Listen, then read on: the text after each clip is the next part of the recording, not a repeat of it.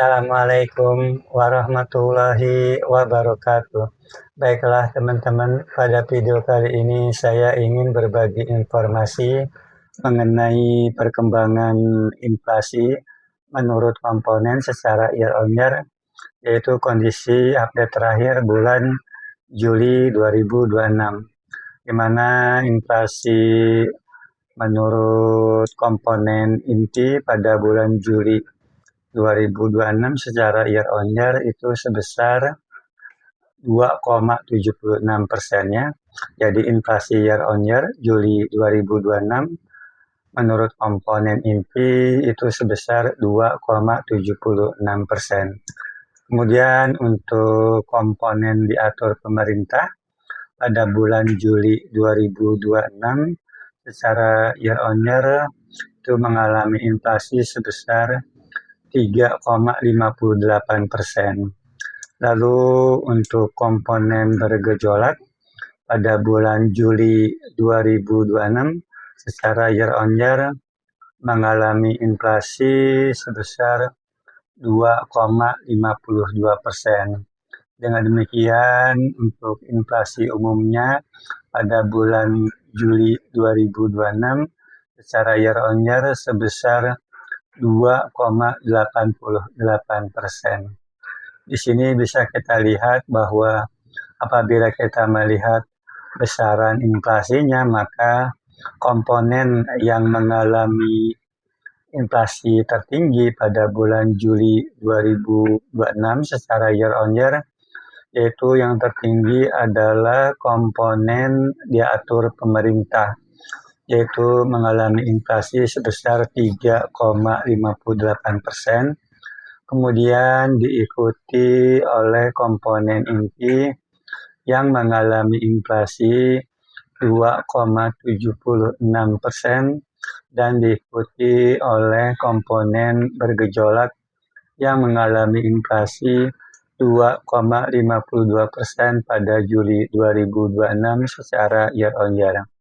Kemudian apabila kita melihat dari besaran andil inflasinya, ya secara year on year pada bulan Juli 2026 untuk komponen inti itu memberikan andil inflasi 1,76% pada bulan Juli 2026 secara year on year. Kemudian untuk komponen diatur pemerintah itu memberikan andil inflasi 0,70% pada bulan Juli 2026 secara year on year. Lalu untuk komponen bergejolak itu memberikan andil inflasi 0,42%. Ya, itu pada bulan Juli 2026 secara year on year. Jadi kalau kita jumlahkan dari ketiga komponen itu besarannya sama dengan inflasi umumnya, yaitu sebesar 2,88%. Di sini bisa kita lihat ya, kalau kita lihat itu dari besaran andil inflasinya, maka komponen yang memberikan andil inflasi tertinggi pada bulan Juli 2026 secara year on year, yaitu komponen inti yang memberikan andil inflasi sebesar 1,76%. Jadi andil inflasi yang tertinggi itu diberikan oleh komponen inti pada sebesar 1,76% pada Juli 2026 secara year on year. Kemudian diikuti oleh komponen diatur pemerintah ya yang memberikan andil inflasi sebesar 0,70% dan kemudian diikuti oleh komponen bergejolak yang memberikan andil inflasi sebesar 0,42%. Jadi secara umum bisa kita lihat di sini bahwa apabila kita melihat besaran inflasinya, maka komponen yang mengalami inflasi tertinggi pada bulan Juli 2026 secara year on year, yaitu komponen yang diatur oleh pemerintah, yaitu sebesar 3,58%.